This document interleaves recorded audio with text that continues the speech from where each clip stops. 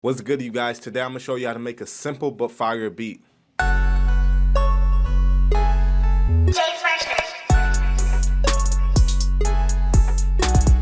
Alright, so I'm just gonna break down a few things of what a simple beat means to me, because obviously it's always different from how everybody perceives everything. That's why you can't really go off of other producers, because it's too subjective. But I think there's a couple fundamentals that we all can agree on, and I'm gonna start off with the piano.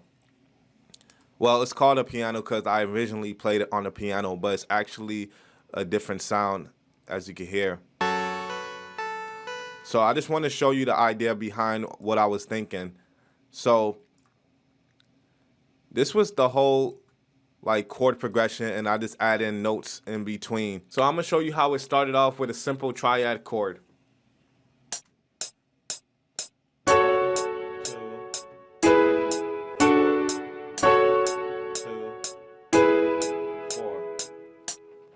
And the reason why I'm counting is to show you that this is actually a common pattern in trap music, where the chord progression falls on the first beat, the third beat, or the fourth beat, and it's just a mixture of that combination.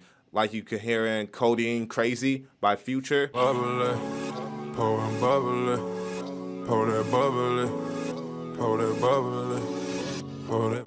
Also in Back in Blood by Pooh Shiesty, something recent. I ain't got nowhere to go, I shot up everywhere they would. Yeah, you know who took this shit from you, come get it back in blood.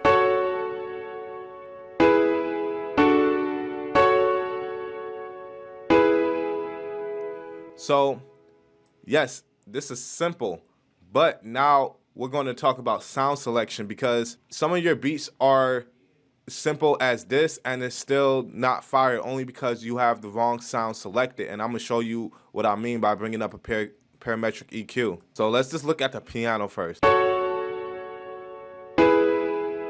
piano only stays within this range. The piano only stays within the lows and barely the mids and the highs compared to this one. You see that it's very sharp in from the lows all the way to the treble.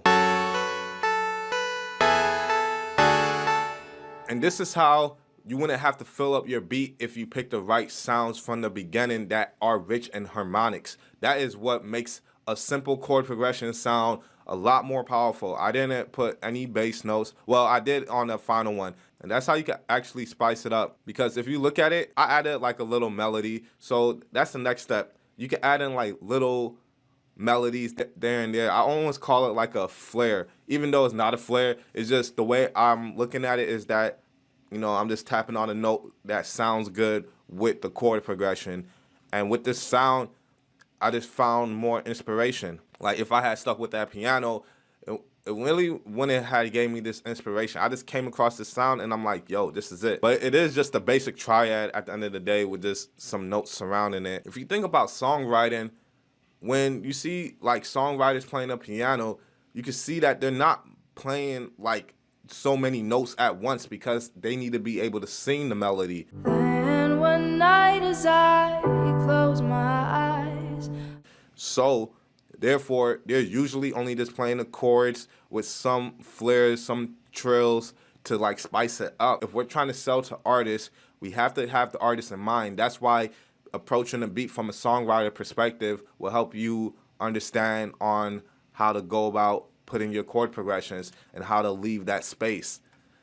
Now with the melodies, in a lot of trap music, you're going to hear the melodies are hidden on the quarter notes, like pretty much the beats like 1, 2, 3, 4. Or you're going to hear it hit on the 8 notes, like 1 and 2 and 3 and 4 and for this one, all I did was just had it hit on the quarter notes with a little trills. Trills are just a note sliding into the other note. And you don't have to click slide. That's not what it means. When you're playing a piano, it's called a thrill, where you go from one note to another like this. That's all I'm doing. So let's hear this. 1, 2, 3, 4. And the way I thought about this 808, bro, like I went with my own kind of progression with the bass. And you could do that too, because anytime you have a very low note, now that could be the whole new foundation.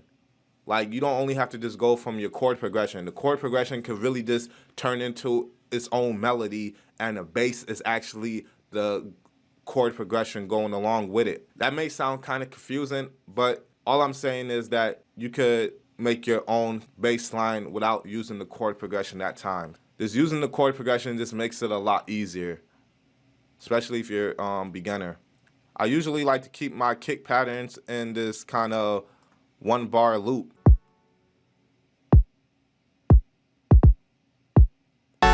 Just like that. And everything else from here is just, you know, hi-hats, snare in the original places, perks.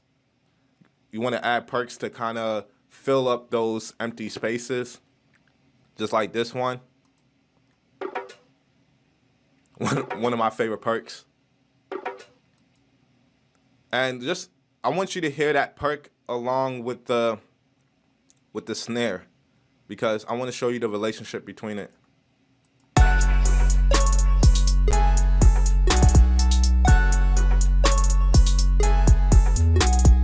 That perk goes right into the snare. And let's look at the waveform of this perk. You see, it's like a kind of, it hits once, then hits again, and hits again. So keep that in mind. But that helps fill up the beat. And then I have like this little perk roll in the beginning. So you can just add in little flares throughout the beat to spice it up. Now with the hi-hats, very simple. I had a simple hi-hat roll and just some pitch down notes right here. Nothing too crazy.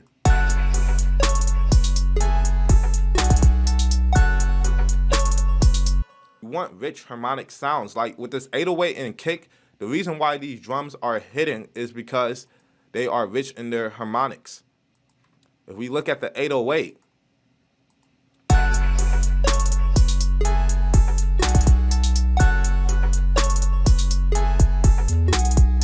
yes, this only hits up to the mid-range, but that is good enough. Like some beats that I've been hearing on my live from some of the producers that come on, it's only in the sub-range, and you can't even really hear it.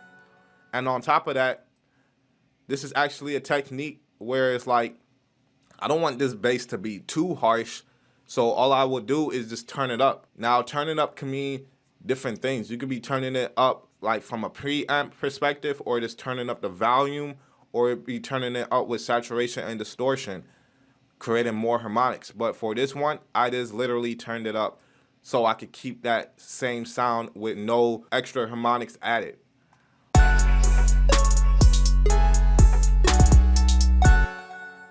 So keep in mind with the snares, like, it's not like this. So the trouble you're probably having with your drums, you're probably starting off with drums that are just like this small. That means it's quiet, you know, and that's why it's not gonna hit. Even if you turn it up, it's not gonna hit because it's still not rich and harmonic. That's why we saturate it. That's why we boost it. You know, when you boost it, you get a more sharper sound.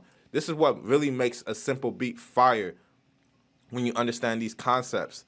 Hi-hats, you know, it's debatable. You can mess around with it. You just kind of want to mess around with it. If a sound is too quiet, then you want to not only just turn it up volume-wise, you want to think about the harmonics. Like, for this hi-hat, I just really had to turn it up. It's pretty much already kind of loud. It's not like it's, you know, it's not like it's this. Some hi-hats come like that, but that's not how it is. Those are all the tips I have today. Like and subscribe.